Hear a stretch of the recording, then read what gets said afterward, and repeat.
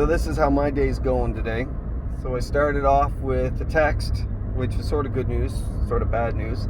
One guy that I thought might not be working for me anymore said, sorry about that, but I'll be in tomorrow, which means he's not in today. Then I get to the job site and I try to call another guy. Can't get a hold of him. Finally get a text. Oh man, sorry, my alarm didn't go off. And I said, okay, well, be in at 11. Just got a text from him saying that he's got to go get medication for something, a tooth, and he won't be until tomorrow. Then the third guy just can't get a hold of him, period. Now, sometimes that's not a big deal. Sometimes it is, because today I've got a job where I needed an extra set of hands, and all three guys are out. See, it's frustrating because I was relying on at least one of them to show up so I could get a particular job done. Now it's not going to get done. That's something that happens more often than not when we rely on people and people let us down. Now, people may have good reasons. I mean, that's not unheard of, that something comes up and someone just can't be there for you. But it's awful when you've got life happens and you just need somebody to be there and that person just can't. Because people are unreliable. And that's not a slight and that's not an insult.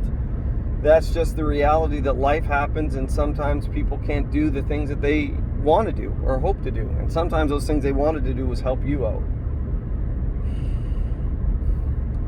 But God is not unreliable. See, the reality is we are part of God's plan. God's not part of ours. And when we get that mixed up, we begin to see God as somebody that shows up when we expect him to, and not only the way that he shows up, but the way he shows up in the way that we expect him to, because we make plans and we say, God, this is what I'm going to do and I need you to be part of it. And God says, well, this is what I'm doing and I've designed you to be part of it.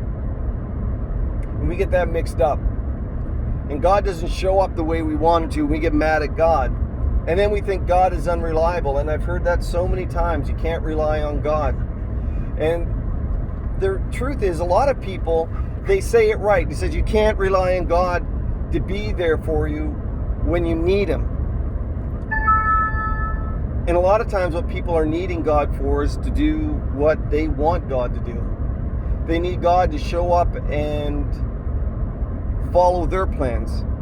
But God always shows up when you need him to accomplish his will.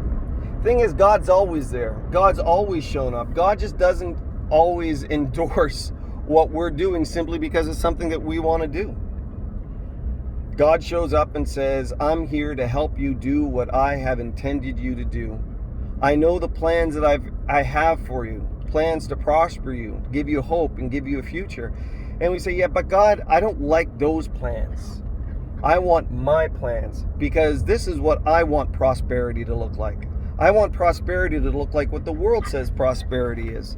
But God says, no, I'm going to prosper you in your spirit. I'm going to prosper you in your soul. I'm going to prosper you. I'm going to give you everything that you need to be fulfilled in life. And sometimes God's got to get stuff out of the way that don't bring fulfillment so he can fill us with the fulfillment that he offers. Well, today, God is fulfilling something in my life that I need. And I'm not sure what it is. But I'm going to stop asking God why. I'm going to start asking God what. Not why are you doing this, but what do you want me to do? And I'm sure as I begin to seek what God is doing, I'll have a better idea of what I'm supposed to be doing. Hope that's been an encouragement to you. Dozer's getting awful excited. He thinks he's going for it. WALK, but he's not. Anyways, God bless. Bye for now.